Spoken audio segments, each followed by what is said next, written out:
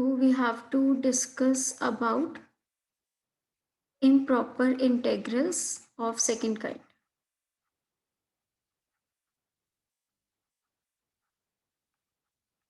First kind में हम लोगों ने डिस्कस किया था कि जब आपके पास इंटेग्रल्स इनफाइनाइट होते हैं तब उसको आप improper integrals of first kind बोलते हो। सेकंड काइंड में आपके पास इंटेग्रल्स वो होते हैं जहाँ पे आपका फंक्शन लिमिट्स आपकी फाइनाइट होती हैं बट फंक्शन आपका रिमेन्स अनबाउंडेड। ठीक है ना। तो उसमें भी तरीके दो हैं वही कि पहला हमें इंटेग्रेशन करना है। ठीक है। मतलब नॉर्मल इंटेग्रेशन वाले मेथड से कि उसकी लिमिट्स को आप चेंज कर सकते हो। ठीक है। लिमिट्स चेंज करके आप उसको लाइक जिस भी लिमिट पे आपको प्रॉब्लम आ रही है उस लिमिट को आप कुछ पुट अप कर दोगे। ठीक है। और सेकंड मेथड रहेगा कंपैरिजन और लिमिट कंपैरिजन टेस्ट वाला।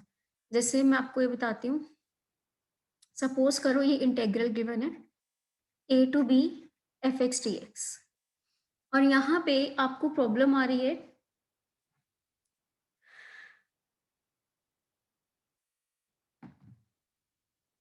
At the point a। ठीक है। अब इंटरवल तो हमारे पास a टू b है ना, तो this is your left and point, this is your right and point. ये है आपके पास, इस रेंज में रहना है।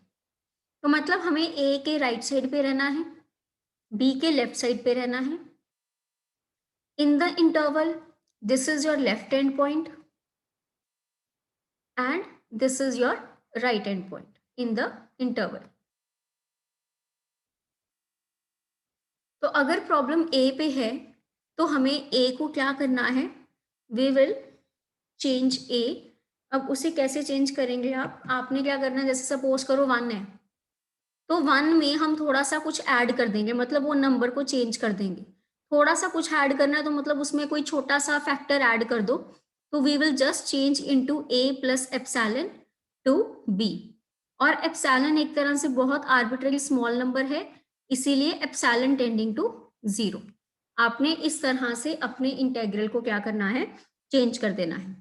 And epsilon tending to 0, obviously हम सिर्फ राइट हैंड लिमिट चेक करेंगे तो epsilon tending to 0 from above. ठीक है। ये आपके पास रहेगा, हमें इसी रेंज में रहना है। तो ये हमारे पास क्या आ जाएगा, अगर आपको ए पॉइंट पे प्रॉब्लम है तो आपने ए को किस में चेंज कर देना है, ए प्लस एप्सिलॉन पे। अब वही बात, अगर आपका ये इंटेग्रल फाइनाइटली एग्जिस्ट कर गया, if this integral exist finitely, तो आपके पास इंटेग्रल क्या आ जाएगा, कन्वर्जेंट, अदरवाइज डाइवर्जेंट।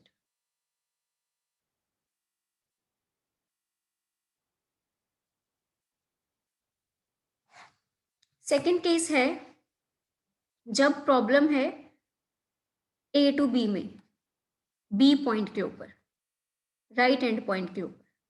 तो अब हमें क्या करना है, इस बी को चेंज करना है।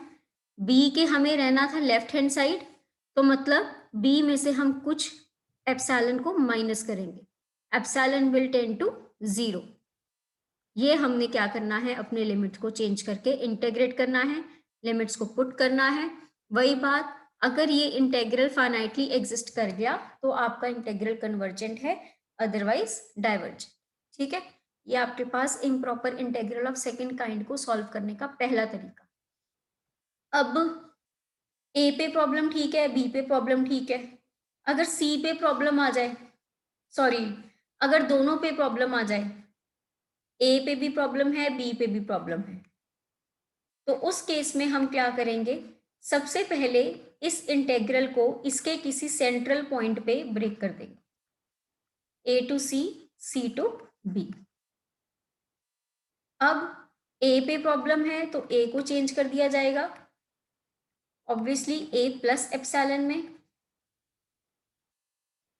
Epsilon tending to 0। एंड यहाँ पर बी को चेंज किया जाएगा, b minus epsilon, epsilon tending to 0। ठीक है। दोनों इंटेग्रल्स आपके फिर I1 I2 में आप इसको कन्वर्ट कर दोगे, दोनों के दोनों इंटेग्रल्स आपके अगर फाइनाइटली एग्जिस्ट कर गए तो कन्वर्जेंट। अगर एक भी फाइनाइटली एग्जिस्ट नहीं करेगा तो डाइवर्जेंट। ठीक है, जैसे for example 0 to 1 1/x dx। यहाँ पर अगर x को 1 पुट करोगे तो कोई प्रॉब्लम नहीं है, इस फंक्शन का आंसर फाइनाइट आएगा। लेकिन अगर x को 0 पुट करोगे इस फंक्शन में तो 0 becomes the point of infinite discontinuity. तो उस केस में हम 0 को चेंज करेंगे, 0 प्लस एप्सिलॉन बना देंगे, एप्सिलॉन टेंडिंग टू 0।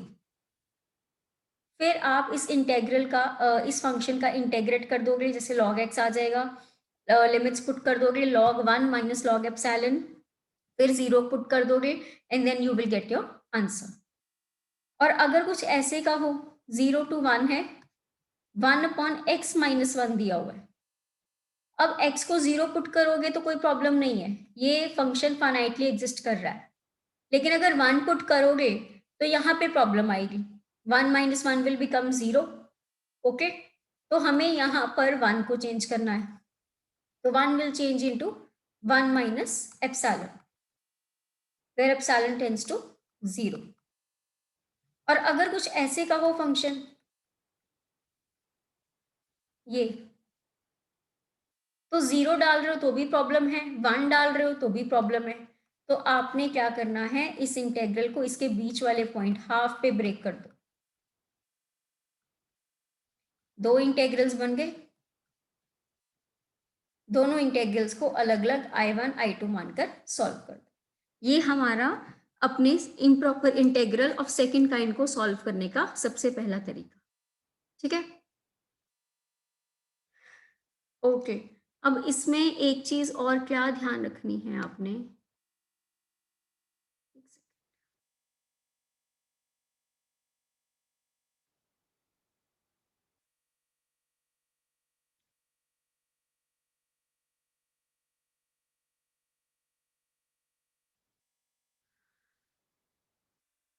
ओके, अच्छा वो आगे है। तो इसके क्वेश्चंस करते हैं, एक दो सिंपल सिंपल से क्वेश्चंस ही हैं। जैसे आपका कोई पहला क्वेश्चन लिखते हैं, चलो ये करते हैं, इसमें दोनों केसेस डिस्कस हो जाएंगे।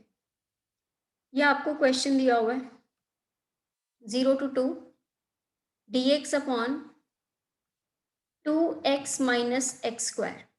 हमें इसकी कन्वर्जेंस या डाइवर्जेंस को एग्जामिन करना है।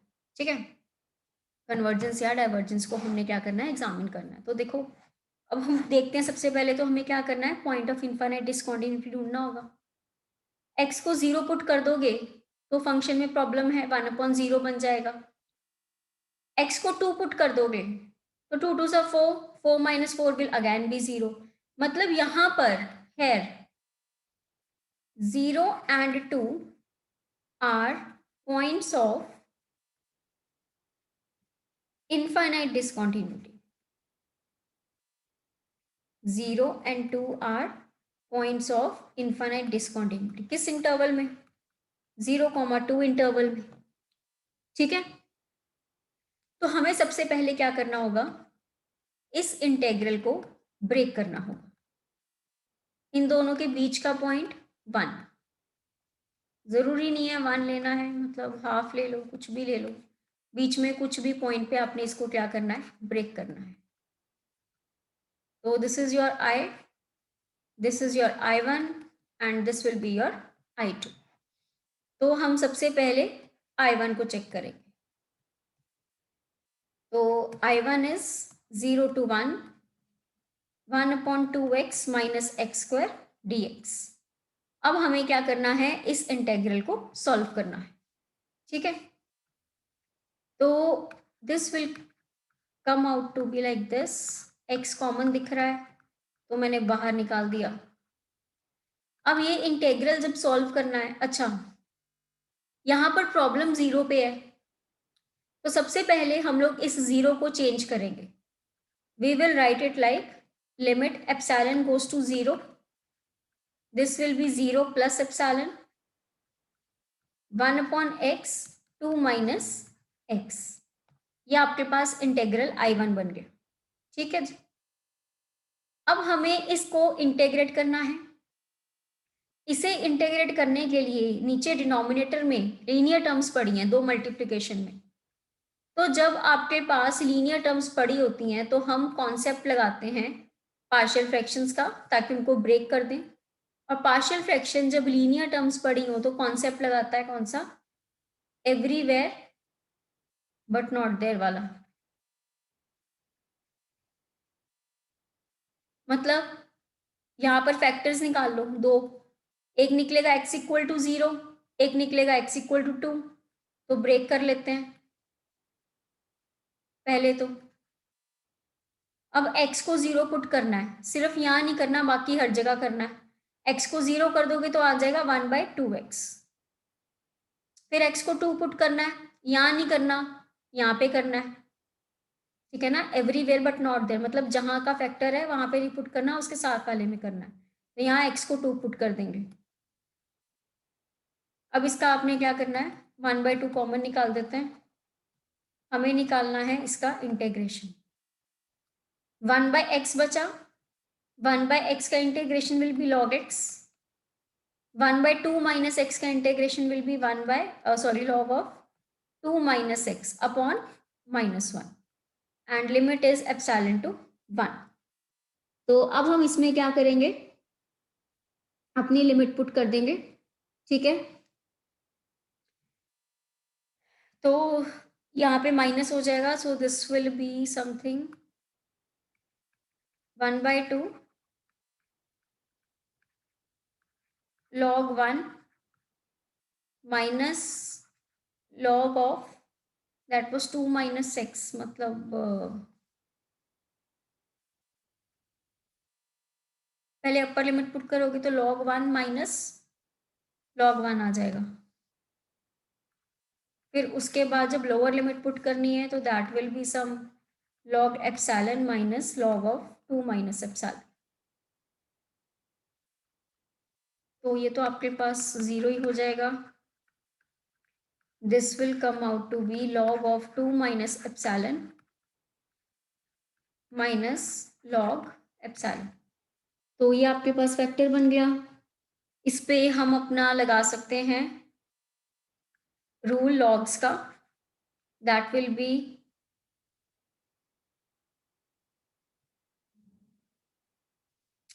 log 2 minus epsilon upon epsilon.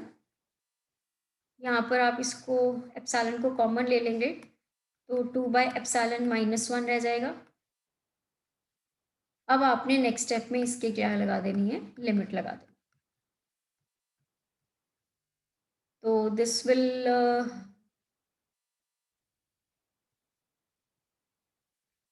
Will be 2/0 infinity.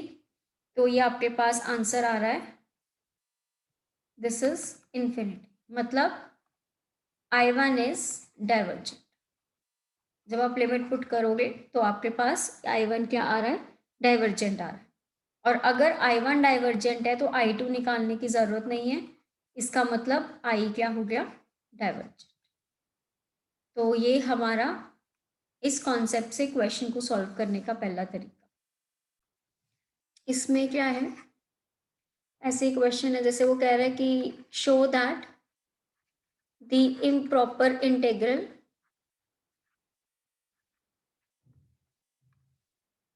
Zero to one dx upon x minus x square का under root is convergent and its value is pi।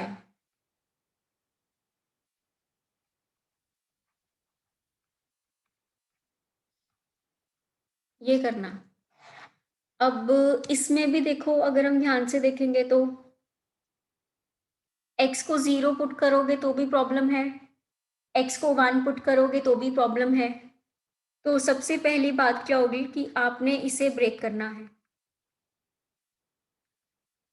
Half पे ब्रेक कर देते हैं इसके बीच वाले पॉइंट पे।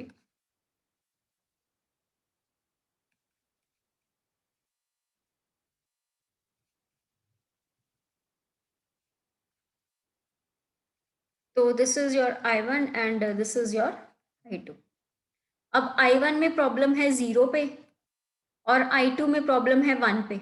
1 माइनस 1 का 1 माइनस 1 आ जाएगा ना, तो हमने यहाँ पर ब्रेक करके पहले वाले पे 0 पे प्रॉब्लम आ गई, सेकंड वाले में 1 पे प्रॉब्लम आ गई। तो जब आप I1 निकालोगे तो उसमें हम लोग चेंज कर देंगे 0 को,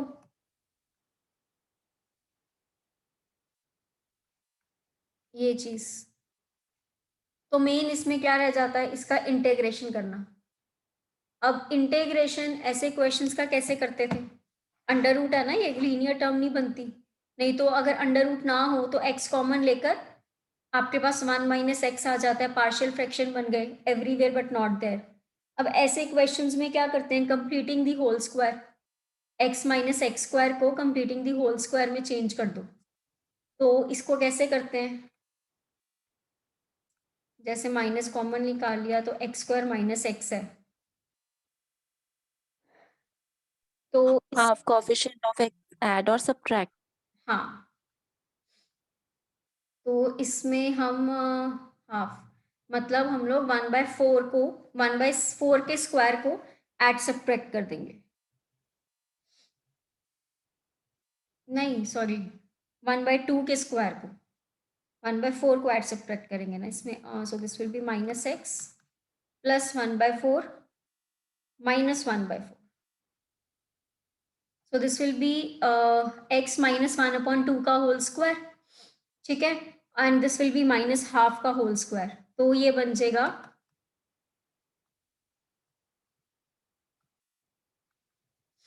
dx, ये माइनस अंदर ही ले जाएंगे, तो दिस विल बी 1/2 का whole square minus x minus half का होल स्क्वायर, उसका under root, so this is completing the whole squares. तो ये बन रहा है एक तरह से a square minus x square वाली टर्म। तो a square minus x square का अंडर रूट जब आता था तो उसका इंटेग्रेशन हम लोग करते थे, that was your sign inverse x upon a है हमारे पास 1, तो ये हो गया आपके पास 0 to हाफ पे, ये आपके पास इंटेग्रेशन का formula. So this is your sign inverse x upon a, ठीक है, वैल्यूज पुट कर दो। अच्छा यहाँ पर एप्सिलॉन है, जब आप हाफ पुट करोगे पहले अपर लिमिट तो दैट विल बी 0, तो साइन इनवर्स 0 विल बी 0, पहली टर्म तो 0 आ गई, अगली टर्म में limit epsilon goes to 0 positive, sine inverse epsilon minus half upon half. अब इस पे लिमिट पुट कर दो, तो जब आप लिमिट पुट करोगे तो दैट विल बी योर, यहाँ पर एप्सिलॉन को 0 पुट कर दो, ठीक है, एप्सिलॉन को 0 पुट करोगे तो this will B minus half upon half, वो बच जाएगा -1, तो वो माइनस आपका बाहर आ जाना है, that will be sine inverse of 1, and so that is π/2। तो ये आपका I1 का आंसर, I1 इज π/2। फिर ऐसे ही हमें I2 को सॉल्व करना है, I2 की भी इंटेग्रेशन तो सेम ही होगी, लिमिट्स का फर्क बनेगा। I2 was half to 1 upon x minus x square का अंडर रूट dx, तो this will come out to be limit epsilon goes to 0, पहले तो 1 पे प्रॉब्लम है, और इसको हमने ये बना दिया था अंडर रूट, सो सेम चीज, this will come out to be sine inverse x upon a, पूरा एंगल है, so this is half to 1 minus epsilon. तो इसको चाहे थोड़ा सा इजी करना है तो 2x माइनस 1 कर लो, ताकि लिमिट्स पुट करने में, पीछे तो इजी थी, यहाँ पर लिमिट्स पुट करने में आसानी हो जाएगी, ज़्यादा नहीं सोचना पड़ेगा, ऐसे भी कर सकते हो, कोई दिक्कत वाली बात नहीं है। तो this will be your 2x minus 1, 2x minus 1, 2 cancel, ठीक है, तो ये आ जाएगा हाफ टू 1 माइनस एप्सिलॉन ना। सो लिमिट्स पुट करोगे बच्चे, जब आप अपर लिमिट पुट कर रहे हैं तो दैट विल बी x की जगह 1 माइनस एप्सिलॉन जब पुट हो जाएगा तो वो आपके पास आ जाएगा 2 minus 2 epsilon minus 1. So that will be 1 minus 2 epsilon. Upper limit minus lower limit, half put करोगे तो 1 आ जाएगा, मतलब साइन इनवर्स 0। अब यहाँ पर भी बच्चे एप्सिलॉन को जब लिमिट पुट करोगे, एप्सिलॉन को 0 पुट करोगे तो साइन इनवर्स 1 बचेगा and that will be your pi by 2। तो मतलब I2 का आंसर कितना आ गया, पाई बाय 2। तो I1 का आंसर भी पाई बाय 2 था, I2 का भी आंसर पाई बाय 2 है, तो I की वैल्यू I1 प्लस I2। तो उसने बोला है show that your given integral is convergent and it's value is pi. So I is convergent, क्योंकि फाइनाइट आंसर आ रहा है, I is convergent with value pi. ये आपका क्वेश्चन हो गया। इस तरह से करना है, ये हमने क्वेश्चन सारे